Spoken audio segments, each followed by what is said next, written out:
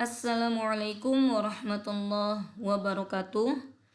Selamat datang Bapak dan Ibu sekalian, para guru, para peserta didik, para mahasiswa, pada presentasi yang akan saya berikan.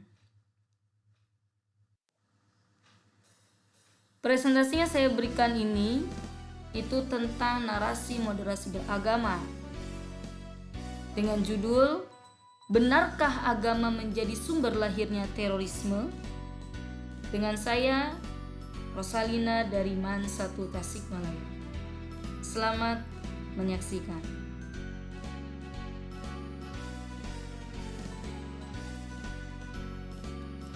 Sebelum kita membahas lebih lanjut terkait judul tadi, di sini akan saya berikan kasus-kasus tentang terorisme yang pernah terjadi di Indonesia. Pasti sudah tahu ya, ini adalah gambar yang begitu viral ya pada bulan Maret kemarin. Nah, ini kedua gambar ini itu sebagai dokumentasi terkait kasus teroris yang terjadi di Gereja Katedral Makassar. Ini begitu mencengangkan rakyat Indonesia, khususnya rakyat Makassar, warga Makassar, masyarakat Makassar. Yang kedua, selang 2 atau 3 hari dari kejadian Katedral Makassar itu terjadi kasus teroris di Mabes Polri. Dan ini menggemparkan, lagi-lagi menggemparkan rakyat Indonesia, bahkan dunia. Kenapa? Karena kasus teroris ini terjadi di Mabes Polri, markas besar Polisi Republik Indonesia. Yang mana pastinya di Mabes Polri itu penjagaannya sangat ketat dan begitu steril. Tapi ini terjadi kasus teror di sana. Dan yang kedua, terduga pelakunya itu seorang wanita yang masih berstatus sebagai mahasiswi. Ini tidak terbayangkan sebelumnya. Selanjutnya yaitu kasus teroris di Cirebon, yaitu kasus teroris di Masjid Polres Cirebon. Ini terjadi pada tahun 2011. Nah, ketiga kasus ini itu adalah kasus-kasus terorisme yang terjadi di Indonesia. Selain 3 kasus ini masih banyak ya, seperti bom Bali dan lain sebagainya. Apakah kasus terorisme itu hanya terjadi di Indonesia? Oh tidak, di negara lain pun terjadi. Tapi di sini saya sengaja memberikan kasus yang terjadi di Indonesia, di negara kita tercinta ini.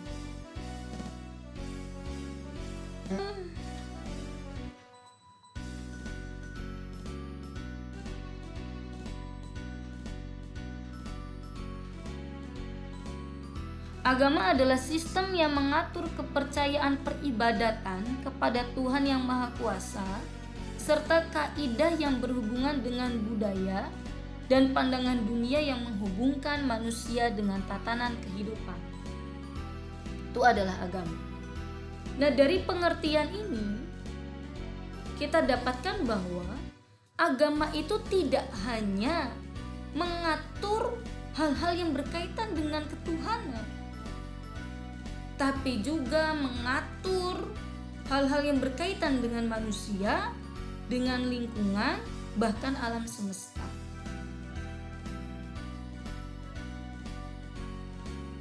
Agama itu mengatur seluruh lini yang ada pada kehidupan manusia, pada kehidupan pemeluknya. Jadi bukan hanya mengatur hubungan pemeluknya dengan Tuhannya saja, tapi hubungan pemeluk dengan manusia lain, hubungan pemeluknya dengan lingkungan, bahkan dengan alam semesta. Tadi kita sudah mau tentang agama, sekarang apa sih fungsi agama itu bagi para pemeluknya itu? Fungsi agama yang saya bahas pada kesempatan kali ini yaitu fungsi edukatif, fungsi pendidikan bagi para pemeluknya. Karena memang agama itu berisi tentang ajaran-ajaran yang harus dipenuhi dan dipatuhi oleh para pemeluknya. Islam memiliki ajaran-ajaran agama yang harus dipatuhi dan dipenuhi oleh umat Islam. Kristen juga sama, memiliki ajaran-ajaran agama pada agama Kristen yang harus dipenuhi dan dipatuhi oleh umat Kristen. Begitupun dengan Hindu, Buddha, Konghucu, dan lainnya. Nah, ajaran-ajaran itu secara garis besar itu hanya berisi dua, yaitu tentang menyuruh dan melarang, perintah dan larangan. Apa yang harus kita lakukan, apa yang tidak boleh kita lakukan. Perintah dan larangan itu diberikan kepada para pemeluk agama oleh agamanya masing-masing. Itu bukan untuk mengekang pemeluknya, bukan. Tapi bertujuan agar pemeluknya itu menjadi pribadi yang baik dan terbiasa dengan hal-hal yang baik menurut ajaran agamanya. Nah, di sini yang perlu kita garis bawahi yaitu menjadi pribadi yang baik. Ya, menjadi pribadi yang baik, melakukan hal-hal yang baik dengan cara yang baik tentunya. Sehingga dari sini kita simpulkan bahwa seluruh agama mengajarkan dan menginginkan seluruh pemeluknya dapat menebar kebaikan hingga perdamaian dapat terwujudkan. Ya. Jadi seluruh agama itu pengen umat itu jadi baik dan menebar kebaikan dimanapun mereka berada. Namun sekarang, ya, realitanya itu berbeda. Apa? Perdamaian itu seakan sulit terwujudkan. Begitu banyak problem yang terjadi, begitu banyak huru-hara yang terjadi, sehingga perdamaian menjadi hal yang langka. Padahal umatnya itu beragama. Di Indonesia itu kan masyarakatnya beragama. Tapi kok kenapa? Ya, terjadi begitu banyak problem. Radikalisme, terorisme, dan lain sebagainya. Apa yang salah dalam hal ini?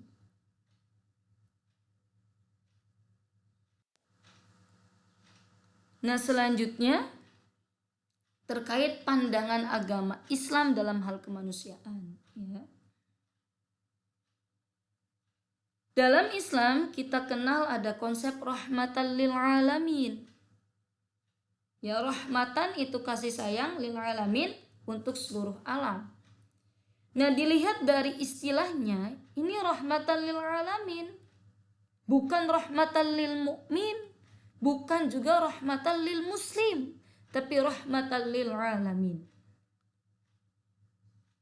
Berarti ini Islam mengajarkan, memerintahkan para pemeluknya untuk menebarkan kasih sayang kepada seluruh alam. Jadi bukan hanya kepada sesama muslim, bukan hanya sesama mukmin, bukan hanya sesama manusia, tapi kepada binatang juga, tumbuhan juga, lingkungan, bahkan benda mati sekalipun. Selagi itu ada di alam semesta. Contoh nih, misalkan nih yang punya motor ya, mogok motornya. Seringkali kita kan kesel ya, motor ini mogok, padahal lagi deadline, buru-buru, terlambat, akhirnya kita tendang-tendang tuh motor. Nah, itu tuh tidak rahmat gitu. Padahal motor mogok itu ketika ditelusuri salahnya siapa? Bukan salahnya motor kan begitu, tapi salah pemilik motor atau pengendara motor itu sendiri. Contoh lagi kursi yang nggak ada rodanya. Ketika kita memindahkan kursi, menggeser kursi pasti dengan digeret. Ya, kebanyakan itu dengan digeret. Padahal kita tahu itu tidak ada rodanya. Nah, itu tuh tidak rahmat. Seharusnya bagaimana? Diangkat itu kursi untuk dipindahkan. Nah, di sini berarti begitu luar biasanya Islam dalam hal kasih sayang, dalam hal kemanusiaan. Konsepnya tuh menyeluruh. Selain itu, menurut Profesor Nasaruddin Umar, ya, beliau imam besar Masjid Istiqlal ya, dalam sebuah forum keagamaan yang bersama dengan para tokoh agama dari umat lain, dan beliau sebagai perwakilan dari Islam, ya, agama Islam, menyatakan bahwa Islam itu begitu menjunjung tinggi kemanusiaan. Konsepnya di mana? Di Quran surah Al-Fatihah, Ummul Kitab. Nah, ketika disimpulkan dalam Quran surah Al-Fatihah itu disimpulkan dalam dua lafaz, yaitu Ar-Rahman dan Ar-Rahim, yang berarti kasih dan sayang.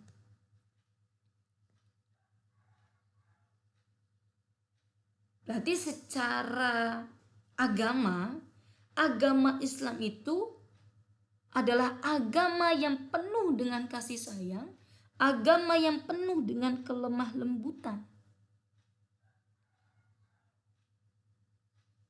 Tapi kok kenapa masih sering terjadi kasus radikalisme, ya, terorisme? Berarti di sini ada hal yang salah nih. Yang salah itu siapanya, kan begitu. Kalau dari segi agamanya sudah jelas. Agama Islam itu moderat, tidak radikal. Oke. Selanjutnya terkait ajaran-ajaran agama, ya. Tadi kan agama berisi tentang ajaran-ajaran. Nah, ajaran-ajaran agama ini itu berasal dari mana? Dari teks-teks keagamaan. Kalau dalam Islam berarti adanya di Al-Quran, hadis, dan lain sebagainya. Kristen adanya di Bible dan lain sebagainya. Begitu dengan Hindu, Buddha, Konghucu, ya. Itu pasti punya kitabnya sendiri, dan ajaran-ajaran agama itu ada di kitab itu yang merupakan teks-teks keagamaan. Nah, teks-teks keagamaan ini harus diinterpretasi atau dimaknai, harus diungkap maknanya, dipahami maknanya oleh umatnya agar faham ajaran-ajaran yang ada dalam agama masing-masing itu. Nah, pemaknaan itu, ya, seorang memaknai teks-teks keagamaan ada yang bersifat tekstual. Itu hanya teksnya seperti apa, berarti ya begitu. Kaku. Akhirnya ketika seseorang itu hanya memaknai teks-teks keagamaan dengan tekstual saja, maka dia akan menjadi pribadi yang radikal dan intoleran. Nah, lo kok bisa? Ya, karena dia hanya melihat dari makna teksnya saja. Contoh nih, dalam sebuah hadis, ya, dinyatakan bahwa ketika kita melihat suatu kemungkaran, maka lawanlah dengan tanganmu. Nah, kalau orang-orang tekstual mengartikan tangan itu dengan fisik, ya. Suatu yang berkaitan dengan fisik berarti ya kekerasan, baku hantam, pertikaian, kan begitu. Akhirnya tadi kan radikal dan intoleran. Dan selain tekstual, ada yang menginterpretasikannya tekstual dan kontekstual. Kontekstual itu apa? Dilihat asbabun nuzulnya, kalau Quran asbabul wurud, kalau hadis dilihat konteks masyarakatnya, situasi yang terjadi. Kan begitu. Nah, ketika seseorang itu melihat atau memaknai teks-teks keagamaan ini dengan tekstual dan kontekstual, maka dia akan menjadi pribadi yang moderat dan toleran. Contoh tadi dalam hadis tadi ya, kalau orang tekstual mah mengartikan tangan itu dengan fisik. Nah, kalau orang yang tekstual dan kontekstual mengartikan tangan di sini dengan kekuasaan. Ketika kita memiliki kekuasaan, ketika kita memiliki jabatan, maka kita akan dengan mudah ya amar ma'ruf nahi mungkar itu. Akhirnya dia menjadi pribadi yang moderat dan toleran. Kalau ada hal yang salah, tidak langsung menyalahkan, tapi mencari tahu dulu apakah memang benar itu adalah hal yang salah, ataukah kita menganggap itu salah karena kitanya nggak tahu. Kan begitu. Jadi nggak langsung main menyalahkan saja. Kalaupun itu salah, kalau orang yang tekstual dan kontekstual ini, yang moderat ini, akan meluruskan, akan membantu memperbaiki dengan cara yang baik, bukan dengan cara yang anarkis.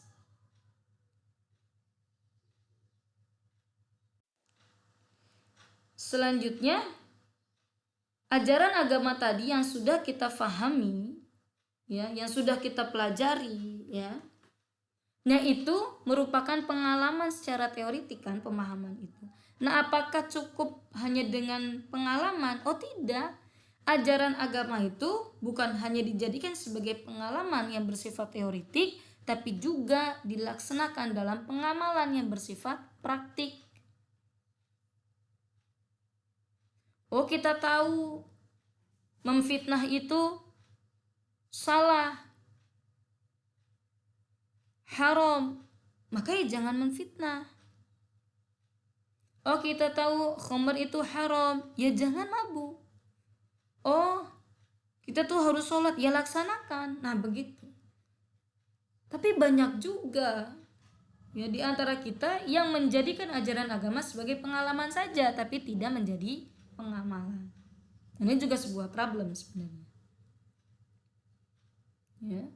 Jadi ajaran agama itu harus dipahami dan diamalkan. Nah, karena tadi ajaran agama itu harus difahami dan diamalkan, maka kita dalam memahami ajaran agama itu harus benar, harus sesuai. Karena kalau kita memahami agamanya itu salah, maka dalam mengamalkannya pula kita itu salah. Nah, disinilah pentingnya kita belajar ilmu agama kepada orang-orang yang ahli dalam ilmu agama, yang keilmuannya itu bersanad. Karena sekarang ini banyak juga yang mengaku paham ilmu agama, padahal dia tidak paham tentang ilmu agama itu sendiri. Makanya kita harus hati-hati juga, harus selektif, ya. Kemana kita harus belajar, kepada siapa kita harus belajar ilmu agama, agar pemahaman yang kita dapatkan itu sesuai, sehingga kita melaksanakan ajaran itu juga sesuai. Dan kalau kita belajar ilmu agama itu jangan hanya ke satu guru, tapi ke berbagai guru. Karena bisa jadi guru A dengan guru B itu pemahamannya berbeda. Semakin banyak pemahaman yang kita dapatkan, maka diri kita akan semakin terhindar dari virus radikal.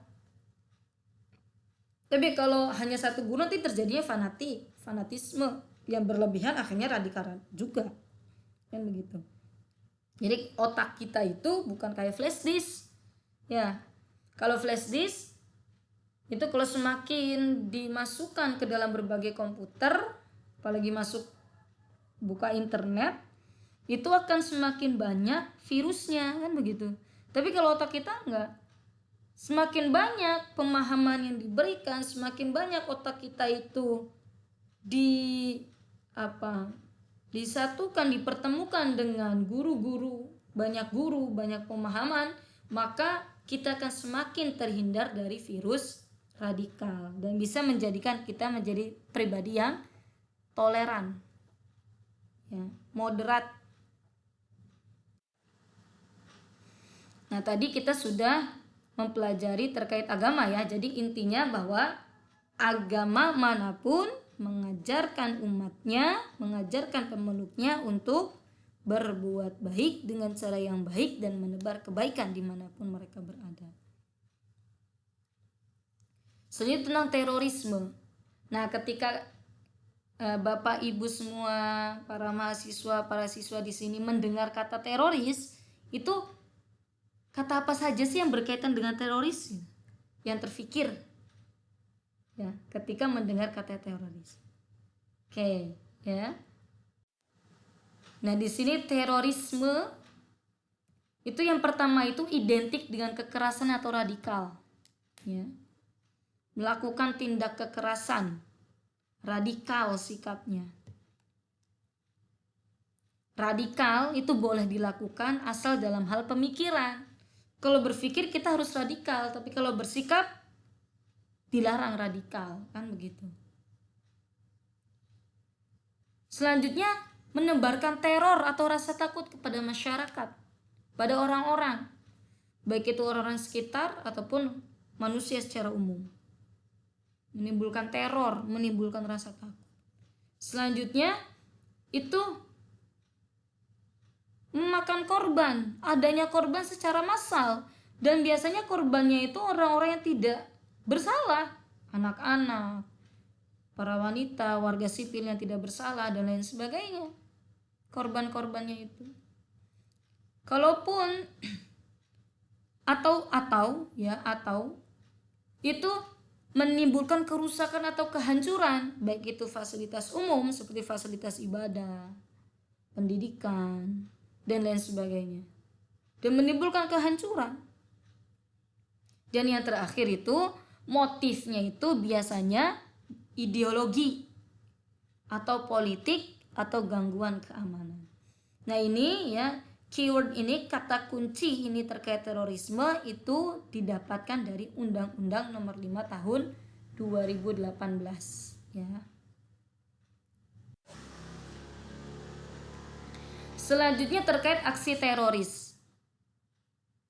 Aksi teroris, ya, seringkali para teroris itu menganggap aksi teror yang dia lakukan itu dikatakan sebagai jihad.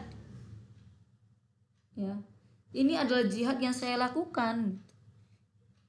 Ibadah tingkat tinggi yang saya lakukan, ketaatan tingkat tinggi yang saya lakukan, yang bisa saya lakukan. Nah, apakah memang benar jihad itu menebar teror? Kan begitu. Berarti sekarang kita perlu memahami konsep jihad itu sendiri. Ya. Nah, ini pasti sudah tahu semua ya, Bapak Ibu sekalian, para siswa dan para mahasiswa. Di sini siapakah beliau? Oke. Beliau adalah Bapak Profesor Dr. Quraish Shihab, ya, seorang mufassir yang berasal dari Indonesia. Karyanya itu Tafsir Al-Misbah, tafsir kontemporer, ya. Menurut beliau, jihad itu berasal dari kata juhud yang memiliki makna dasar daya secara etimologi. Sedangkan secara terminologi, jihad itu menggunakan segala daya demi kebaikan. Jika dalam keburukan, maka bukan dinamakan jihad. Nah, itu kita garis bawahi bahwa kebaikan. Jadi jihad itu dilakukan itu demi kebaikan, bukan keburukan. Demi kebaikan yang dilakukan dengan cara yang baik tentunya, bukan dengan cara yang buruk.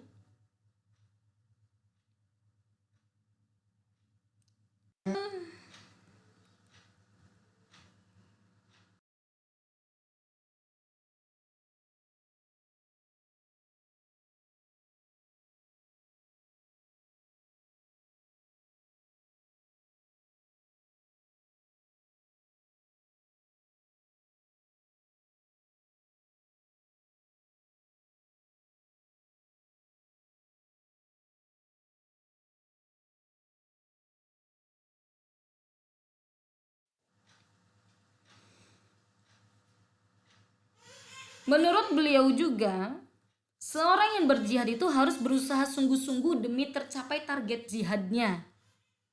Contoh para pejuang kemerdekaan Republik Indonesia. Para pahlawan kita, para pejuang kita itu berusaha mati-matian hingga titik darah penghabisan agar kemerdekaan negara Indonesia itu terwujud. Atau sudah habis daya yang dimiliki tadi sampai wafat begitu. Atau sampai udah nggak berdaya lagi. Terus dilakukan demi tercapainya kemerdekaan negara Republik Indonesia. Nah, di sini statement yang menarik bahwasanya apa? Setiap orang dapat berjihad dengan dayanya masing-masing. Jadi siapapun kita itu dapat berjihad dengan kemampuan kita masing-masing. Contoh, guru berjihad dengan ilmunya, memberikan pengetahuan, pemahaman kepada peserta didik, itu adalah jihad. Seorang dokter berjihad untuk membantu para pasiennya agar bisa sembuh dari penyakitnya. Seorang tentara jihad untuk mempertahankan negara Indonesia. Seorang pedagang jihad dengan proses perniagaan yang dia lakukan. Nah gitu, jadi siapapun itu bisa berjihad dengan dayanya masing-masing.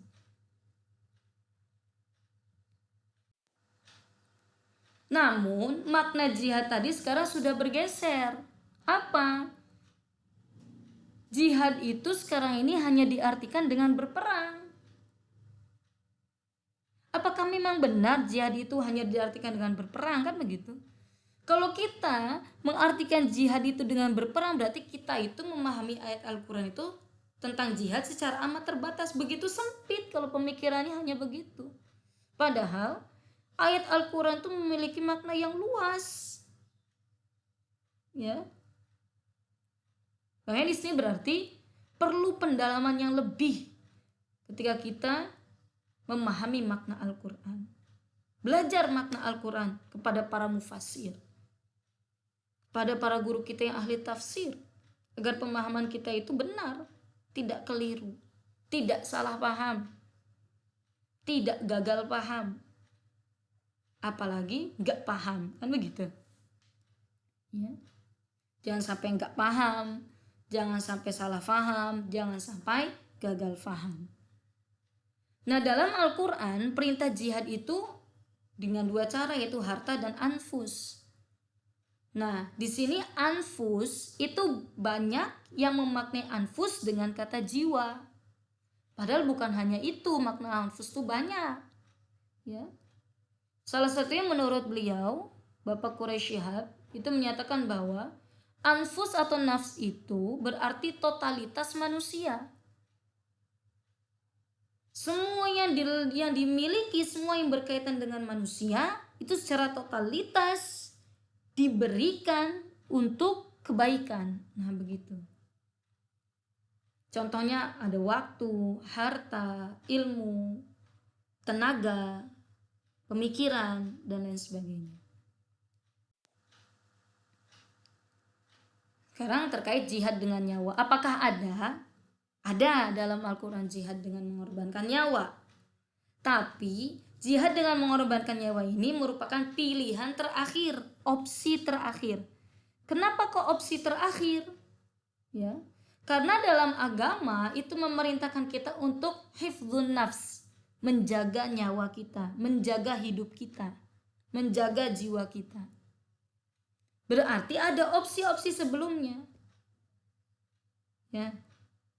Jalan damai dulu, diskusi, musyawarah, dibicarakan dengan baik-baik. Kalau tidak ada titik temunya, pilihan terakhir terpaksa melakukan jihad dengan mengorbankan nyawa. Berarti sebelum jihad dengan mengorbankan nyawa itu banyak cara-cara berjihad dengan cara-cara yang damai. Lakukan itu dulu. Kalau tidak ada lagi opsi, maka opsi terakhir boleh dengan jihad dengan mengorbankan nyawa. Ingat, ini adalah opsi terakhir. Ada juga jihad dengan Al-Quran. Gimana sih? Yaitu menggunakan argumentasi Al-Quran untuk meluruskan pemahaman yang keliru atau salah. Nah, makanya di sini kita perlu untuk mendalami makna Quran. Jadi ketika kita sudah bisa membaca Al-Quran, jangan ngerasa cukup, udahlah cukuplah belajar Qurannya, jangan. Itu baru dasar.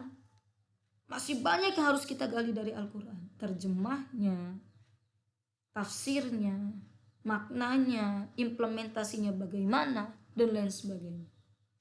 Karena memang kan Al-Quran itu hudal lil muttaqin, petunjuk bagi orang yang bertakwa, pedoman hidup. Maka pahami, pelajari Al-Quran, tapi ingat dengan yang ahli, ya, dengan yang ahli. Oke.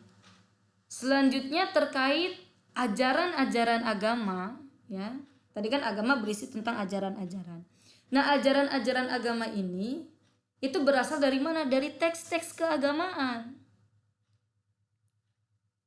Kalau dalam Islam berarti adanya di Al-Quran, hadis, dan lain sebagainya.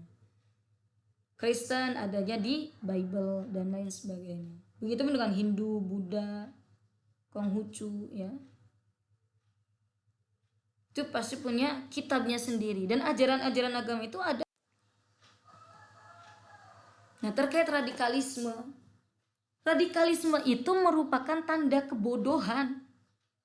Salah satu indikator kebodohan itu orang yang terbujuk rayu oleh paham radikalisme. Orang yang terbawa sikapnya radikal. Ya. Kok sebagai tanda kebodohan? Iya, karena memang ketika dia melakukan aksi radikal berarti dia tidak memahami ajaran agama. Dengan kata lain, pada saat itu dia dalam kondisi bodoh, tidak paham. Makanya biar kita tidak radikal itu, berikan pemahaman terhadap diri tentang ajaran-ajaran agama yang kita anut. Dari orang-orang yang mumpuni keilmuannya dan bersanad jelas. Begitu. Agama ini penuh dengan kedamaian. Kan gitu. Ya, tebarkan kedamaian. Selanjutnya, para teroris itu menyatakan bahwa aksi terorisme yang dilakukan itu adalah jihad. Apakah sama? Oh jelas ya, beda ya. Tadi kita sudah mempelajari tentang jihad dan teroris. Itu jauh berbeda dengan jihad. Bertolak belakang dengan jihad, aksi terorisme itu. Apa perbedaannya? Yang pertama, terorisme itu korbannya orang-orang yang tidak bersalah. Anak-anak, orang-orang yang seharusnya dilindungi, orang tua, para wanita, warga sipil yang harusnya dilindungi malah jadi korban. Nah, kalau jihad itu meminimalisir kerusakan meski itu dari pihak musuh. Sekecil mungkin menimbulkan kerusakan. Nah, kalau terorisme menimbulkan kerusakan sebanyak mungkin, kan begitu. Selanjutnya, teror adalah melakukan kegiatan menghancurkan hal yang semestinya dipelihara oleh agama. Contoh, fasilitas umum, kemudian tempat ibadah, itu kan harusnya dipelihara oleh agama, ini mah dihancurkan. Nah, kalau jihad memelihara yang harus dipelihara, termasuk jiwa kan. Nah, kalau orang terorisme itu tidak menjaga jiwanya, melakukan bom bunuh diri. Nah, kalau jihad tidak memelihara. Kalau memang tidak ada cara lagi, opsi terakhir itu dilakukan. Bisa jadi teroris yang meninggal itu bukan mati syahid, tapi mati kafir. Kok bisa? Kenapa? Karena memang dia membunuh dan menganggap pembunuhannya itu dibenarkan oleh Tuhan.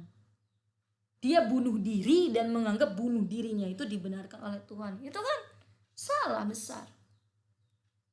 Nah, kalau orang yang berjihad itu sesuai dengan syariat agama, ketika dia wafat insya Allah mati syahid.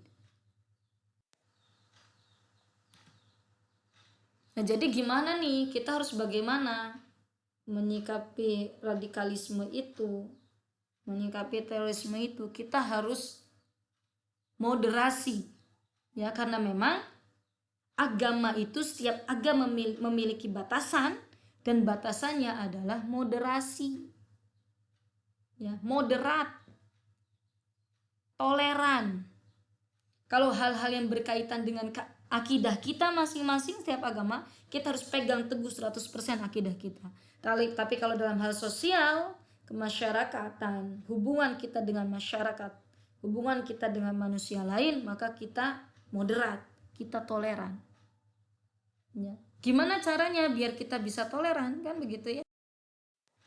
Maka caranya tadi ya, pelajarilah dan pahamilah agama secara menyeluruh dan kepada seorang yang ahli dan paham dalam ilmu agama, keilmuannya bersanad.